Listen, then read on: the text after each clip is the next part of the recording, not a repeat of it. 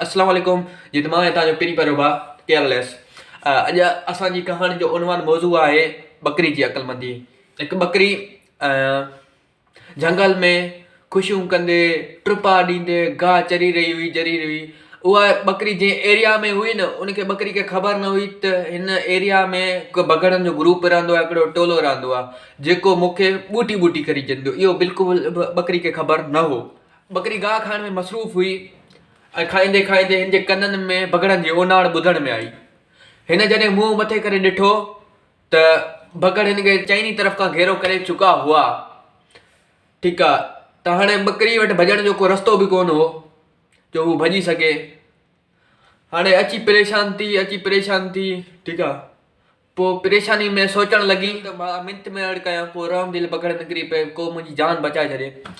ठीकु आहे, अची मिंथू कई पर बगड़ माफ़ करण वारा किथे हुआ। हुनजे पेट में एतिरनि ॾींहंनि खां बुखायल हुआ, माना उनजे पेट में कुआ क्रिकेट खेॾी रहिया हुआ। ईअं एतिरो बुख आहे, कुआ दौड़ी रहिया हुआ उनजे बुखनि में।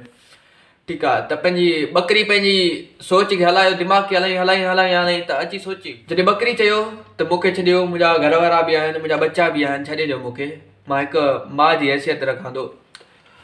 त बगड़नि चयो तूं भले माउ जी हैसियत रख पर असां बि बुखायल हो, अगरि असां तोखे न खायो त असां 2-3 ॾींहंनि में या 2-3 कलाकनि में मरी वेंदासीं। ठीकु आहे, त बकरी दिमाग़ हणायो, सोचे। ठीकु आहे, जॾहिं बकरी ॾिठो को बि रस्तो कोन्हे त पंहिंजो दिमाग़ विढ़ाइण जी कोशिशि कई। दिमाग़ विढ़ाई, बकरी चयो हल भला मां पंहिंजी जान तव्हांखे ॾेई थो छॾियां।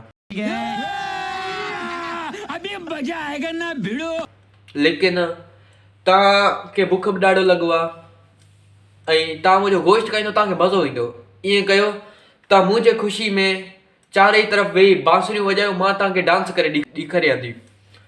ठीकु आहे, जॾहिं हू बांसुरियूं वॼाइण लॻा, नचण लॻा, ठीकु आहे, त शोर थियो छो त हू बि नचे पई, केरु सीटियूं पियो वॼाए, केरु बांसुरियूं पियो वॼाए। ठीकु आहे, त बांसुरियूं वॼाए पियो त अची झंगल में शोर थियो। ठीकु आहे, बकरी जा मालिक बि माना को आम्हूं साम्हूं हुआ, माना थोरो परे हुआ। ठीकु आहे, उन्हनि जा कुता हुआ। ठीकु आहे, बगड़ हिन खे माना बांसुरियूं वॼाइण में मसरूफ़ थी विया, हिन जी डांस ॾिसण में माना मसरूफ़ थी विया, पंहिंजो जशन करे रहिया हुआ। ठीकु आहे, त जशन करे रहिया हुआ। कुतनि ऐं जेके बकरी जा मालिक आहे उन्हनि ॾिठो त बकरी आहे कोन, उन शोर जे तरफ़ विया। ॾिठे बकरी नचे पियो ऐं बगड़नि जो चइनी तरफ़ माना बगड़ हिन खे घेरो करे वेठा आहिनि, बांसुरियूं वॼाइण में पूरा आहिनि, माना मश्करी मज़ाक में पूरा आहिनि, पंहिंजे जशन था फुल इंजॉय था कनि।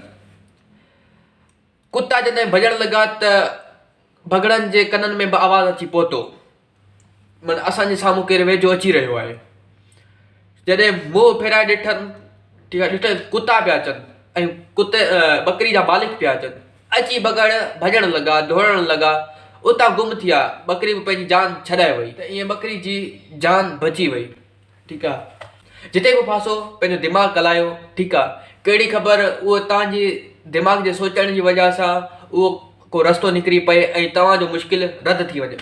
त असांखे ॾींदा इजाज़त, अल्लाह हाफ़िज़। वरी नेक्स्ट वीडियो में मिलूं था। हींअर असांखे ॾींदा इजाज़त, अल्लाह हाफ़िज़।